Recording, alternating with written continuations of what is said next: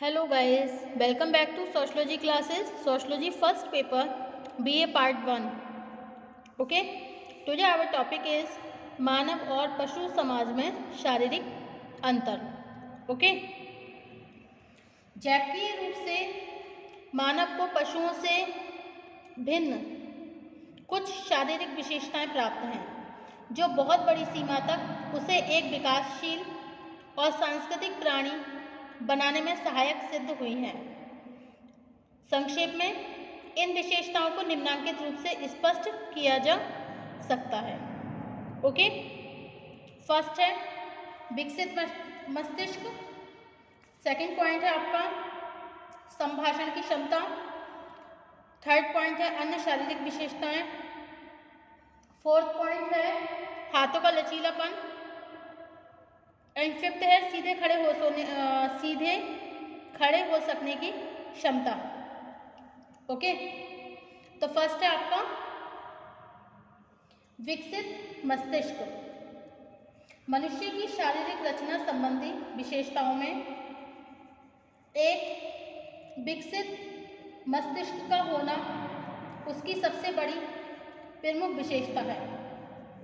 अनेक अध्ययनों से यह निष्कर्ष निकलता है कि बड़े बड़े और चतुर से चतुर पशु का मस्तिष्क भी मनुष्य के मस्तिष्क से बहुत छोटा होता है. मानव मस्तिष्क की जटिलता का अनुमान इसी तथ्य से लगाया जा सकता है कि हमारे मस्तिष्क से लगभग 10 अरब नाड़ियों के सिरे प्रत्यक्ष और अप्रत्यक्ष रूप से समृद्ध रहते हैं और इसी के द्वारा मनुष्य के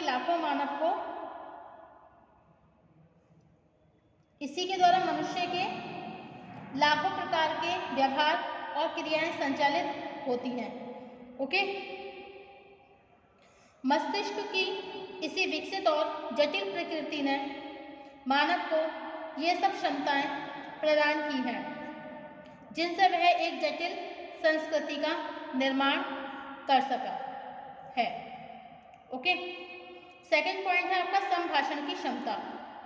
मनुष्य से स्पष्ट रूप से बोल सकने की क्षमता होती है. ओके, मनुष्य जो है स्पष्ट रूप से बोल पाता है, उसका एक प्रमुख प्राणी शास्त्रीय गुण है. वैसे तो संभाषण की योग्यता का संबंध विकसित मस्तिष्क से भी है, लेकिन इसके साथ ही मनुष्यों को कुछ अन्य विशेषताएं भी प्राप्त हैं. ओके,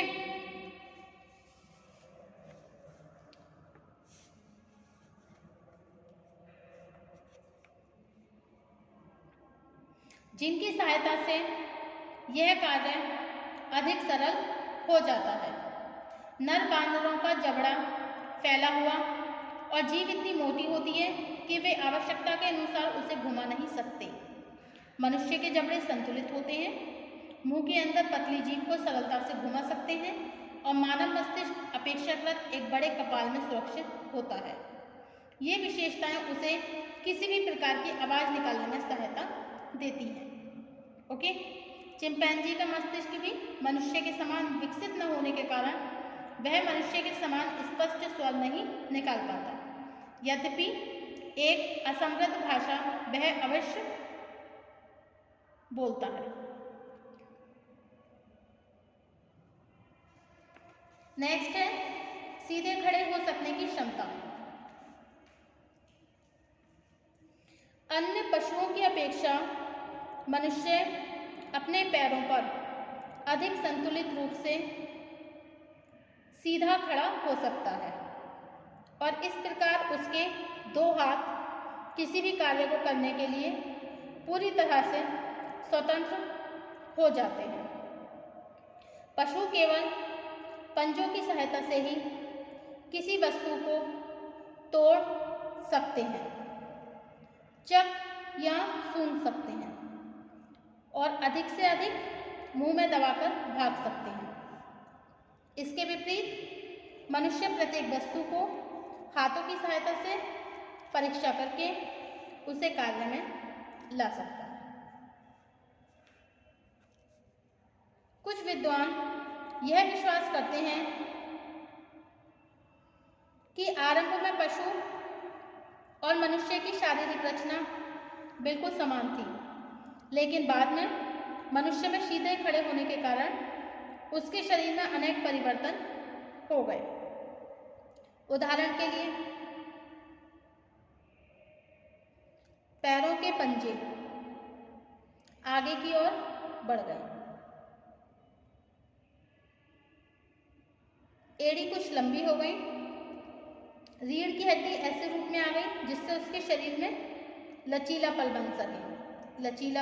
बन सके।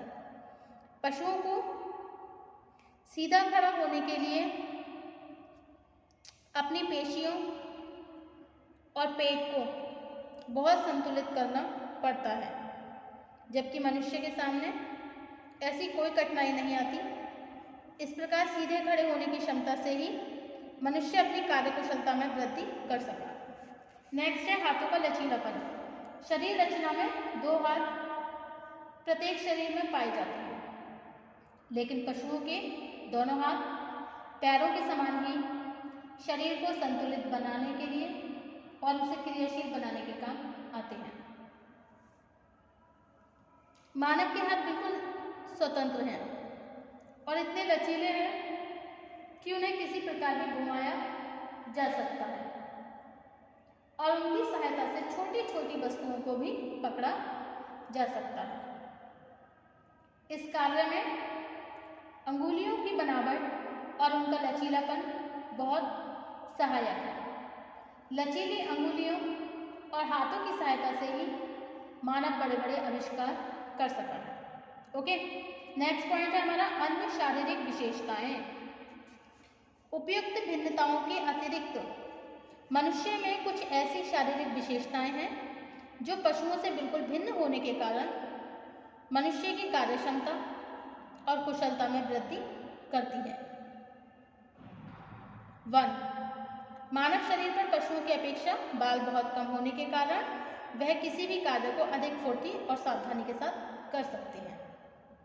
नंबर 2. मनुष्य की नाक की बनावट, बाहर की ओर निकले हुए कान, केंद्रित की जा सकने वाली दृष्टि, आगे की ओर निकला हुआ चौड़ा माथा उसे वे सभी सुविधाएं प्रदान करते हैं जो पशुओं को प्राप्त नहीं है। परिणाम स्वरूप पशुओं के व्यवहार कम कुशल और कम बुद्धिमत्तापूर्ण होते हैं।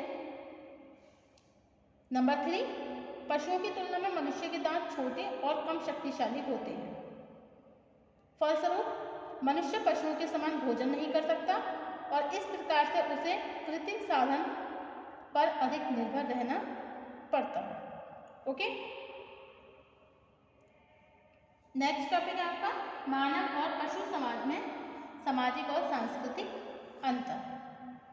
Okay, according to Kingsley Davis ने बोला है कि मानव और पशु समाज के अंतर को सामाजिक सांस्कृतिक आधार पर स्पष्ट किया है।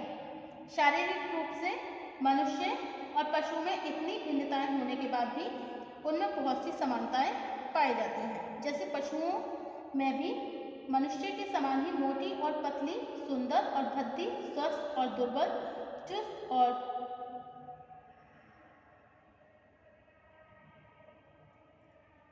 कार्य करने की क्षमता होती है।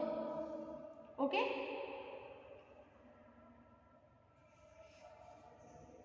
इस प्रकार मानव और पशु समाज का वास्तविक अंतर सामाजिक सांस्कृतिक आधार सोशियो कल्चरल बेसिक पर समझा जाता है।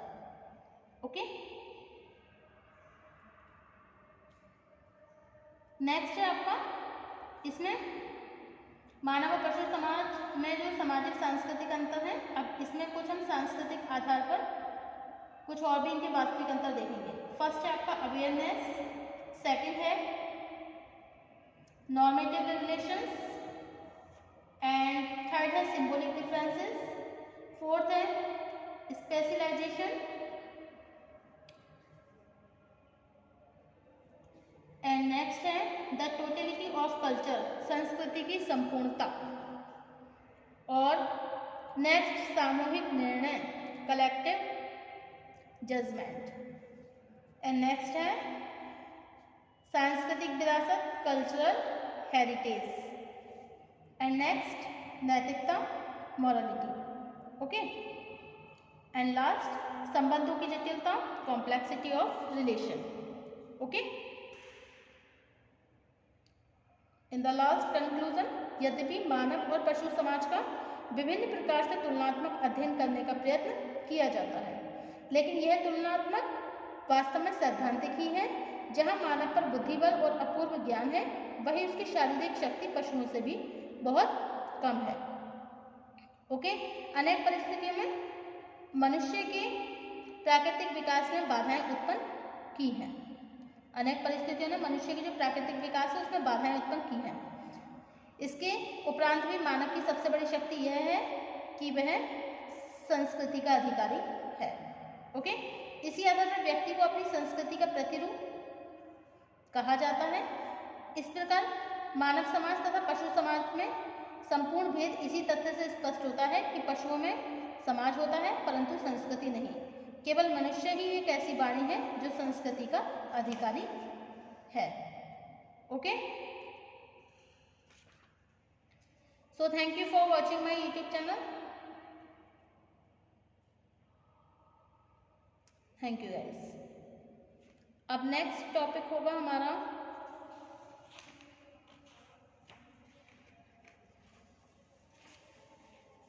संस्थाएं, परिवार तथा नातेदारी।